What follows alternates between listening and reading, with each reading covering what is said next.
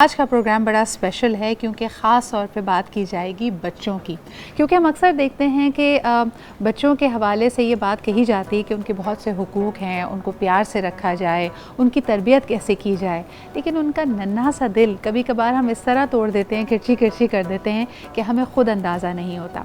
कल मेरी नज़र से एक बड़ी ही तकलीफ़ दे but at the same time एक बड़ी ओवरवेलमिंग स्टोरी गुजरी। अगर आपने भी ट्विटर पर देखा हो, हम बात कर रहे हैं नन्हे मूसा की जिनको नज़र की ऐनक लग गई। और इसके बाद जिस तरह हम कहते हैं कि छोटे बच्चे तो मासूम होते हैं, लेकिन ये मासूम सा बच्चा जब अपने स्कूल में पहुंचा तो लोगों ने खूब इसका मजाक उड़ाया। जब वापस आया तो काफ़ी दिल बर्दाश्ता था। इनकी वालदा ने, सदफ़ ने, इनकी एक तस्वीर को ट्विटर पे डाला और कहा कि भाई इनका हौसला बढ़ाया जाए, इनको बताया जाए कि ये बिल्कुल भी अजीब से नहीं लग रहे हैं, जो इनका मजाक उड़ाया जा रहा है, कोई चश्मिश कह रहा है, कोई कुछ और कह रहा है, ऐसा बिल्कुल भी नहीं है।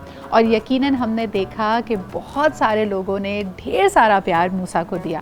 तो आज हमने सोचा ज़रा मूसा की और हिम्मत बताई जाए और उनसे भी हम बात करेंगे आज के प्रोग्राम में, और यकीनन इसको हम जोड़ेंगे हमारे आज के ओवरऑल सेगमेंट के उससे भी। यानी अगर रमज़ान के तक़द्दुस की बात की जाए, हमारी दीनी तालीमात की बात की जाए, तो हुज़ूर अकरम सल्लल्लाहु अलैहि वसल्लम सबसे ज़्यादा मोहब्बत और शफ़क़त बच्चों से करते थे, और यकीनन उनके अपने बचपन का भी यहाँ पे हम हवाला देंगे। हम एक दूसरे की का एहसास रखें, अनकाइंड चीज़ें ना कहें, और जो दिल आज़ारी हम करते हैं, हमारे छोटे छोटे जुमले, किसी को किसी की कोई चिढ़ बना देना, कोई ख़ास नाम से पुकारना, इसके क्या नताइज आपकी सेल्फ़ इस्टीम पे पड़ते हैं, बड़ा अहम होता है। और इसको समझना, इसको एक तरह से ख़त्म करना अपने अंदर से बड़ा अहम होता है। और हम अक्सर देखते हैं ऐसी लड़ाइयाँ बच्चों के बीच में होती हैं। अब एक बच्चा है, दूसरा भी कमसन बच्चा है, सख्ती आप कर नहीं सकते, लेकिन किस तरह आप बच्चों की तरबियत करें, ये बड़ा अहम है। ये सारी बातें मैं क्यों कर रही हूँ, जिस तरह मैंने आपको बताया ट्विटर पे जी, कल आपने देखा, this is my son Musa from last few days, he is very upset because some of his school mate से आप क्लासेस में बिल्कुल अच्छे नहीं लगते। ये चश्मा या कोई भी और चीज़ जो आपको लोगों से मुख्तलिफ या मुनफरिद बनाती है, आपके लिए शर्मिंदगी का बायस नहीं बननी चाहिए। हमारे साथ इस वक्त मौजूद हैं मूसा, जो हमें लाइव ज्वाइन कर रहे हैं लंदन से, और उनके साथ उनकी मदर, उनकी अम्मी सदफ़ भी हमारे साथ है। अस्सलाम वालेकुम सदफ़ एंड अस्सलाम वालेकुम मूसा।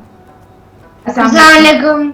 क्या हाल चाल है मूसा? सबसे पहले मेरी और मेरी पूरी टीम की तरफ से तुम्हारे लिए स्पेशल कॉम्प्लीमेंट।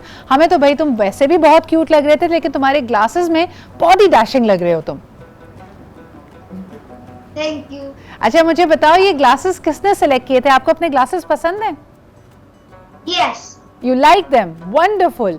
सदफ़ जी हमें बताइए कि क्या सिचुएशन थी। हमें ये तो पता है कि मूसा को जब ग्लासेस लगे, लोगों ने थोड़ा छेड़ा, उसके क्लासमेट्स ने उसको तंग किया, लेकिन आपको ट्वीट क्यों डालनी पड़ी? इसका क्या मकसद था, ज़रा हमें बताइए। एक्चुअली ट्वीट जो है वो मेरे हस्बैंड ने की थी।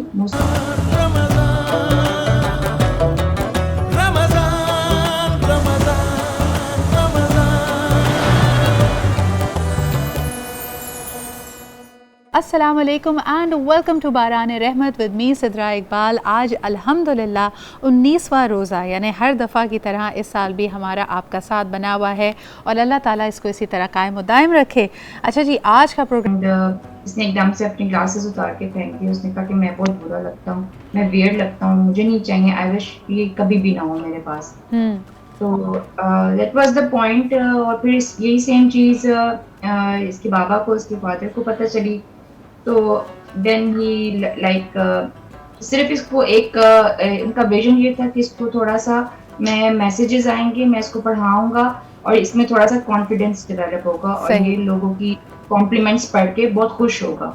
This is the only way. लेकिन वो जो हुआ, वो ऑब्वियसली वो हमारे माइंड में नहीं था कि इतना कुछ हो जाएगा। और नहीं, वायरल हो गई। हमने देखा कि जंगल की आग की तरह फैल गई, और लोगों ने इतना प्यार, इतने कॉम्प्लीमेंट्स मूसा के लिए भेजे। तो मुझे बताएं, जब मूसा ने ये कॉम्प्लीमेंट्स पढ़े तो उसका क्या रिएक्शन था? बहुत ज़्यादा पॉजिटिव हो गया था, बहुत ज़्यादा पॉजिटिव हो गया था, और बहुत खुश था। कमेंट्स हमने इसको पढ़ाए हैं, इसके बाबा ने भी, मैंने भी, और बहुत खुश हो गया था, मतलब रिलैक्स हो गया था, और एक जो कॉन्फिडेंस होता है ना, वो आ गया था इसके अंदर। अच्छा मूसा, मुझे ये बताओ कि जो बच्चे तुम्हें टीज कर रहे थे, तुम्हें तंग कर रहे थे इन योर स्कूल, वो क्या कहते थे? What were they saying that was making you so upset? They were saying that I look super bad and I'm super worse with glasses. Oh no! And did you tell your teacher about it? ये school में हुआ था, playground में हुआ था. Where did this happen? A few days ago. Where? In अच्छा. the playground or in the class? Where? In a playground. In the playground can be the real place where bullying happens. तो मुझे बताएं सदफ, ये आप लोगों का एक तरीका तो ये था कि आप लोगों ने ट्वीट डाली, लेकिन इतने सख्त अब तो रूल्स बनाए जाते हैं और कहा जाता है कि भाई बुलिंग को किसी तरह से रोका जाए, तो इनके स्कूल में आप जाके आपने शिकायत करना मुनासिब नहीं समझा? नहीं, मैंने बिल्कुल सीधे वेरी द सेम डे मैंने जाकर उनको बता दिया था मैनेजमेंट को, and they are really cooperative. उन्होंने बहुत सीरियसली इस मैटर को सुना था. सही. तो इवन मैंने उनको ये कहा था कि I don't want to mention the names of the kids because वो भी बच्चे हैं, छोटे हैं वो बच्चे हैं. तो लेकिन they were insisting no you have to mention the names. सही. तो फिर मैंने उनके 2-3 बार इंसिस्ट करने के बाद मैंने उनको नेम मेंशन कर दिए थे, लेकिन फिर भी मैंने उनको कहा था कि आप एक जर्नल क्लास में इस चीज़ पे डिस्कस करें, इसको बकअप करें कि ये पहने glasses, it's not weird, it's not worse, इसमें कोई बुरी बात नहीं है, एक जर्नल आप डिस्कशन करें. लेकिन उन्होंने बहुत सीरियसली इस मैटर को लिया था. बिल्कुल. और मेरे ख्याल में ये फिनोमेना आपको हर क्लास में नज़र आएगा. There is a lot of body shaming that happens. अगर किसी का वज़न ज़्यादा है, कम है, रंगत कैसी है, कोई ग्लासेस पहनता है, कोई ज़रा सा भी मुख्तलिफ नज़र आता है, बालों की साख्त अगर मुख्तलिफ है, तो बच्चे आपस में उनका मजाक उड़ाते हैं. पेरेंट्स की ये रिस्पॉन्सिबिलिटी बनती है कि इसको रोका जाए. आखिर में Moosa, I think you already know you look super cute, you don't look weird at all, you look really nice. बल्कि मैं आपके आने से पहले सबको बता रही थी, you know I wear glasses as well, and I can remember, I go back to the time I was in grade 5 जब मैंने पहली दफ़ा ग्लासेस पहने थे. I was just scared like you. मैं उस दिन पहले दिन स्कूल जाते हुए मुझे भी डर लग रहा था. मुझे लग रहा था मेरे सारे फ्रेंड्स मुझे पता नहीं क्या बोलेंगे, लेकिन with time you learn to become you know more confident. It doesn't matter what you look like, what you wear, आप खुद कैसे हो, आप कैसा सोचते हो, ये ज़्यादा मैटर करता है. तो आखिर में मैं आपसे पूछना चाहूँगी, वो लोग जो आपको तंग कर रहे थे, the boys and girls who were teasing you, what would you like to say to them?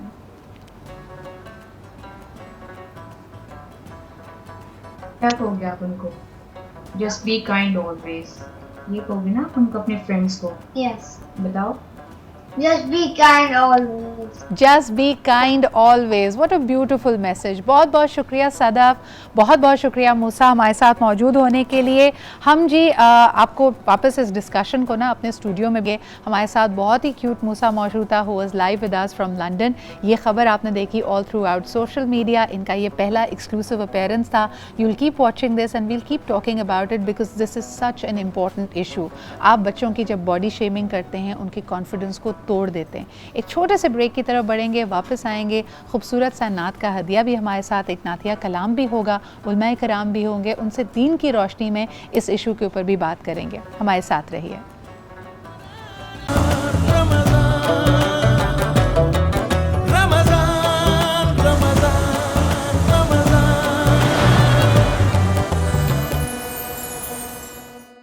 जी जनाब, गलत नामों से ना पुकारा जाए, ये तो हमारा दीन भी तालीम देता है. लेकिन बच्चे आखिर बच्चे होते हैं, हंसी मजाक उनका एक अपना तरीका है. शायद उनकी इंटेंशन इतनी बुरी तरह हर्ट करने की नहीं होती, लेकिन प्ले ग्राउंड में आपको लोगों की पर्सनालिटीज़ नज़र आती हैं कि कोई कितना ज़ालिम हो सकता है. अगले बंदे की, बच्चे की तकलीफ़ भी, हालांकि सब बराबर होते हैं, सबकी उम्रें एक होती हैं, लेकिन अगर एक कोई बात बुरी लग रही है, उसको तकलीफ़ दे रही है, वो थ्रेशोल्ड नहीं पता होता. बच्चे एट दैट स्टेज बहुत ज़्यादा सेल्फिश भी हो सकते हैं, क्रूल भी हो सकते हैं, और उनकी रहनुमाई हमने करनी है. लेकिन इसी हवाले से गलत नाम जो हम पुकारते हैं, नाशुक्री करते हैं, बॉडी शेमिंग करते हैं, कोई मोटा है तो उसका मजाक उड़ाते हैं, कोई चश्मा लगाता है तो उसका मजाक उड़ाते हैं, इसकी मुमानियत हमारा दीन भी करता है. और यकीनन इसमें हम रहनुमाई हासिल करेंगे हमारे उलमाए कराम की. हमारे साथ मौजूद हैं मौलाना आमिर मोहम्मदी भाई, बहुत शुक्रिया आपकी आमद का. और आप ही के साथ तशरीफ़ रखते हैं अल्लामा हुसैन मसूदी भाई, बहुत शुक्रिया आपकी भी आमद का.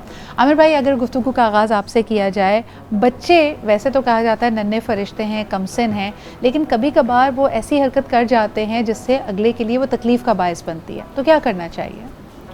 बिस्मिल्लाहिर्रहमानिर्रहीम. बहुत ही अहम नौयत के मौजू का आपने इंतखाब किया आज, और मैं समझ रहा हूँ कि ये आपके आज इस सेगमेंट के ज़रिए से मुल्क के बल्कि पूरी दुनिया के लाखों करोड़ों बच्चों के लिए एक कॉन्फिडेंस का मैसेज कन्वे हुआ है और हो सकता है जब वो चश्मा लगाएं तो वो कहें आई एम मूसा, मैं भी मूसा हूँ। तो मेरे साथ खुद अपने मेरे सगे भांजे के साथ ये वाक़या हुआ। इनका तो बहुत अच्छा लग रहा है चश्मा, उनका बहुत मोटा चश्मा था और उनके साथ प्रॉब्लम ये भी थी कि डॉक्टर ने कहा था कि एक कुछ दिन देर के लिए, चंद घंटों के लिए एक आंख बंद रखनी है और एक आंख खुली रखनी है। तो अंदर बाकायदा कॉटन लगाकर, टेप लगाकर एक आंख रखी जाती खुली, एक बंद रखी। पूरे फैमिली की, बच्चों की, क्योंकि सब एक जैसे थे, तो उनकी काउंसलिंग की गई थी। सबसे बड़ा रोल माँ का है। जैसे इनकी वालदा ने इनकी पुष्ट पर आके एक बहुत बड़ा काम किया जो सारी ज़िंदगी इनके लिए एक आगे बढ़ने का ज़रिया बनेगा। और इसी तरह एक टीचर, मौलमा या उस्ताद जो मेमार होते हैं कौम के, तो हमें हादसा होने के बाद या कोई मसला सामने आने के बाद सोल्यूशन निकालने के बजाय हमें पहले ही राह को हमवार रखना चाहिए। इस्लाम ने तो मना किया ही है, और मना इसलिए किया है बुनियादी तौर पर कि अल्लाह की तख्लीक है इंसान, और उसकी तख्लीक में ऐब निकालना गोया खालिक की खलाकियत में ऐब निकालना है। और अगर हम इस बात को इस जाविये से देखते हैं कि नबी करीम सल्लल्लाहु ताला अलैहि वसल्लम की जो पैदाइश हुई है वो दुर्र यतीमी में हुई है, और हज़रत हलीमा सादिया तशरीफ़ लाई, उनके साथ बहुत सी औरतें आ रही थीं, तो जो सब के सब उन खानवादों के यहाँ गई जो अमीर कबीर थे मालो दौलत के अतबार से, और उनको लेकर चली गई। इनकी ऊँटनी भी कमज़ोर थी, ये ख़ुद भी बेचारी कमज़ोर थी, लेकिन जब हुजूर करीम सल्लल्लाहु अलैहि वसल्लम को इन्होंने गोद लिया है तो ऊँटनी में भी ताकत आ गई, ये भी तवाना हो गई। इसीलिए कुरान ने, अल्लाह ताला ने फरमाया है, हदीस कुदसी है कि इन्नल्लाह ला यंजुरु इला सुवरिकुम वला अजसामिकुम, अल्लाह ना तो तुम्हारी जिसामत को देखता है ना तुम्हारी शक्ल सूरत को देखता है, वलाकिन यंजुरु इला कुलूबिकुम व आमालिकुम, वो तो दिल की पाकीज़गी को और तुम्हारे आमाल को देखता है। तो हमारे यहाँ असल में ये बहुत बड़ा प्रॉब्लम है, और कुरान ने सूरह हुजरात में बाकायदा मना किया है, ना तो बुरे अलकाब से पुकारने की इजाज़त है, न किसी का तमस्खुर उड़ाने की इजाज़त है।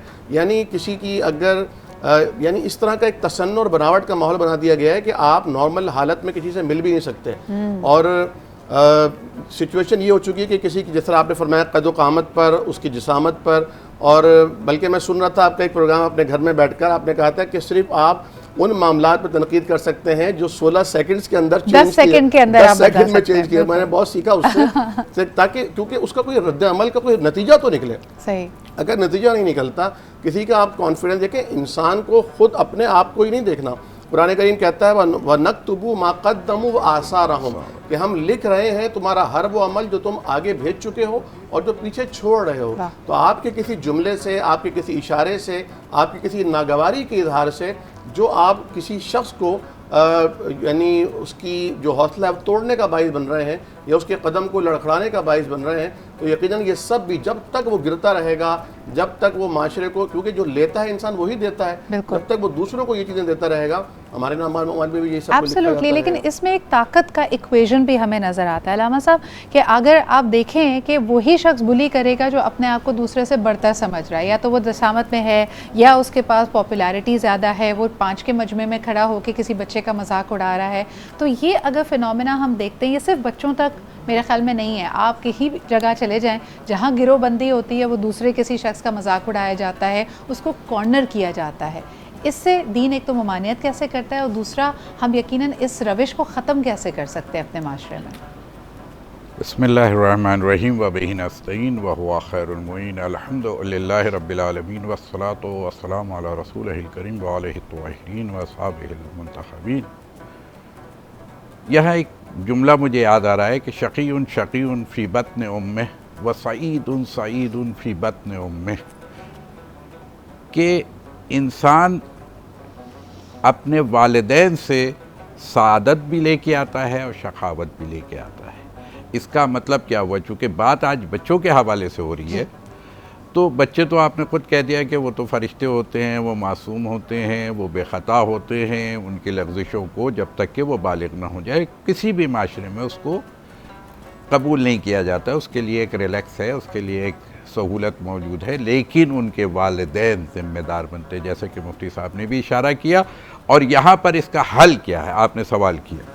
इसका हल तो वही है कि रसूल अकरम सल्लल्लाहु अलैहि वसल्लम की ज़ात गिरामी ने जो हमारे और अपनी उम्मत को एक पैगाम दिया है कि अद्दिबू औलादकुम अला सलासते खिसाल, हुब्बे नबीयकुम, हुब्बे नबीहा और क़राअतिल क़ुरआन, ये 3 चीज़ों को उन्होंने हमारे और आपके लिए पैगाम में दिया है कि अगर तुम फार्मूला लेना चाहते हो तो क़राअतिल कुरान, और अगर तुम अमल अपने घर में और अपने माशरे में पैदा कराने चाहते हो तो मेरी आल और मुझे देखो। यानी मेरी मोहब्बत जब होगी तो ये मोहब्बत जिससे भी हो जाती है फिर अदा भी उसी अंदाज की होने लगती है इंसान की।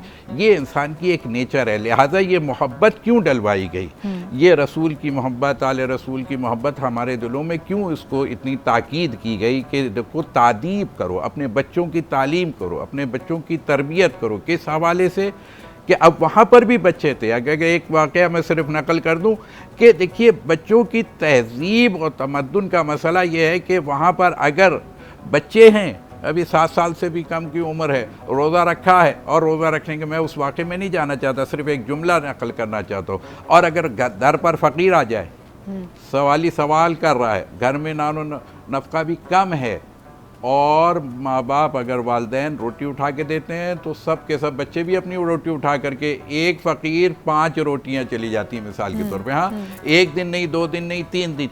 ये तरबियत ही तो थी उस घर की कि जिसके ज़रिए से, या रसूल अकरम सल्लल्लाहु अलैहि वसल्लम मस्जिद में जो बयान फरमाते थे, मस्जिद में क्यों बच्चों को ले जाने की ताकीद की गई। जैसे आपने कहा कि वापस आके हज़रत बीबी फातिमा को वो पूरा बयान सुनाते थे। जी, वापस आकर के सुनाते हैं। ये तरबियत ही तो थी कि यानी जो अच्छी चीज़ें, अब उसमें एक फ़ायदा ये होता है कि जब बच्चा घर में आकर के अपने पेरेंट्स के साथ बैठ करके कोई बाहर के वाक़े को नकल करता है तो उसमें खुद ब खुद करेक्शन भी होती जाती है। ये तो मासूमीन की बात छोड़ दीजिए, उस घराने की बात नहीं हो रही। और मेरे ख्याल में फैमिली को भी और पेरेंट्स को भी पता लगता रहता है कि बच्चे मेरा की बच्चा सोहबत किस क्या है, नहज पे जा रहा है, किस सोच पे जा रहा है, किस फिक्र पे जा रहा है। और इसीलिए फिर मैं और भी कहूँगा कि चूँकि आज एक यौम ज़रबत भी है, हज़रत अली अलैहिस्सलाम ने बच्चों के, देखिए माशरा, आज का माशरा, अब हम अपने माशरे को तब्दील नहीं कर सकते, मगर ये कि एक चीज़ के साथ अगर हम अगली नस्ल को तरबियत कर दें, अगली नस्ल की तालीम का बंदोबस्त कर दें, उनके लिए अच्छा कल्चर डेवलप कर दें, तो हमारा ये माशरा तब्दील हो जाएगा। वरना 40 के बाद तब्दील होना बड़ा मुश्किल काम है। बिल्कुल। अच्छा, ये बात बड़ी अहम है, लेकिन बुलिंग का जो कल्चर है, जहाँ पे आप एक अपनी खुद साख्ता बर्तरी को दूसरे पे मुसल्लत करते हैं, ये हमारी गुफ्तगू आज जारी रहेगी।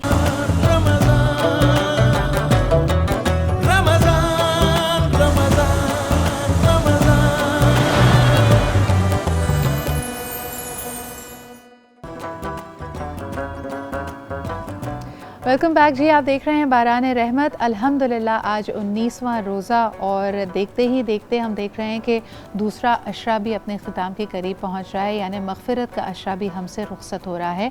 उसके बाद दोज़ख से निजात का अशरा शुरू हो जाएगा। अच्छा, एज़ अ चाइल्ड भी मुझे अक्सर ये बात मेरे जहन में आती थी, और मैंने बहुत सारे लोगों से ये सवाल किया कि जब हम बात करते हैं रहमत का अशरा, उसमें यकीनन बात है नेमतों की, बरकतों को समेटने की। दूसरा सबसे बड़ी नेमत हमारे लिए यही है कि अल्लाह ताला हमारी ख़ताओं को बख्श दे और हम उसके मंजूर और मुकर्रम लोगों में शामिल कर दिए जाएं, तो हम इस्तग़फ़ार हमारे लिए अहम है।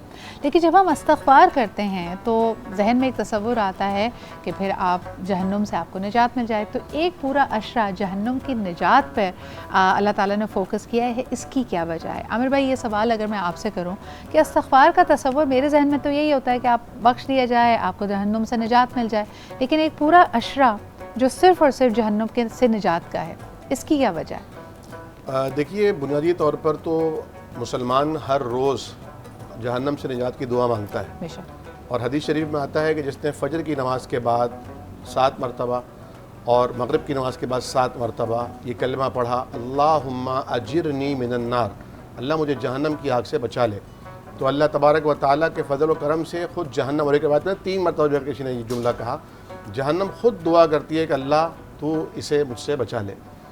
और फिर जिस तरह हदीस शरीफ में आता है कि तुम सदका दो और अपने आप को जहन्नम की आग से बचाओ, अगरचे वो आधी खजूर ही क्यों ना हो। तो ये अमल तो रोज़ हर रोज़ जारी रखना है। ऐसा नहीं है कि आपने रमज़ान मुबारक गुजारा और इस्तग़फ़ार की कलमे पढ़े तो ये समझ लिया कि मेरी मग़फ़िरत हो गई। ये एक मुस्तकिल अमल है, क्योंकि आखिर वक्त वअबुद रब्बका हत्ता यातियकल यकीन, यानी अपने रब की बंदगी में लगे रहना है और जहन्नम से बचने की कोशिश करते रहना है यहाँ तक कि मौत आ जाए। क्योंकि कुरान करीम कहता है कि वह फ़मन ज़ुहज़िह अनिन नार व उदखिलल जन्नह फ़क़द फ़ाज़, जो कामयाबी का मदार है वो ये है कि जहन्नम से बचा लिया गया और जन्नत में दाखिल कर दिया गया। जहाँ तक ये आपने अशरात की तकसीम की बात की है, तो इन रिवायात में कुछ सकम है और इस पर कुछ कलाम किया मुहद्दिसीन कराम ने। ताहम ये भी एक ग्रेजुअली एक सिस्टम है, यानी शुरू में जब रमज़ान आया तो आपने अल्लाह की रहमतों को मुतवज्जे किया, दरमियान में आप इस काबिल हुए कि अल्लाह की मग़फ़िरत आपको अता हुई, और अब आखिर में जबकि आप यौम जायज़ा और लैलतुल जायज़ा पे पहुँच रहे हैं तो अल्लाह तबारक व तआला आपको जहन्नम से आज़ादी के सर्टिफ़िकेट और असनाद इंशाअल्लाह ताला अता फ़रमा रहा है। तो ये एक मुस्तकिल अमल है। और मैं ये अर्ज़ करूँगा, आपने जो अभी इससे वक्फ़े से पहले जो आप बात कर रही थी तो मेरे जहन में एक जुमला आ रहा था, आपकी याद था तो मैं आपकी खिदमत में रखूँ। अमूमन जब कोई किसी में खामी निकालता है तो दरअसल वो अपनी किसी खामी को छुपा रहा होता है, यानी वो ख़ुद एहसास कमतरी का शिकार होता है तो वो दूसरे के अंदर कमी को तलाश करता है। और अमूमन हमारे यहाँ कहा जाता है कि नहीं, ये तकब्बुर में आकर और अपने आप को बड़ा समझकर, तो माहिरीन नफ्सियात ने ये बात बताई है कि जो एहसास बरतरी का शिकार होगा वही दरअसल एहसास कमतरी में मुब्तला होगा। वेरी इंपॉर्टेंट पॉइंट, जिसको अंग्रेजी में जैसे कहते हैं हर्ट पीपल, यानी जो खुद दुखा हुआ जिनका दिल होता है, जो ज़ख्मी होते हैं, कहीं ना कहीं उनके एतमाद को, उनकी सेल्फ रिस्पेक्ट को, उनकी अना को ठेस लगी होती है, वही टूटे फूटे लोग फिर वही दर्द दूसरों में बांटते हैं उन पर। और ये उनका एक तरीका होता है अपने आप को पावरफुल फील कराने का, अपने आप को अहम और वैलिडेट फील कराने का।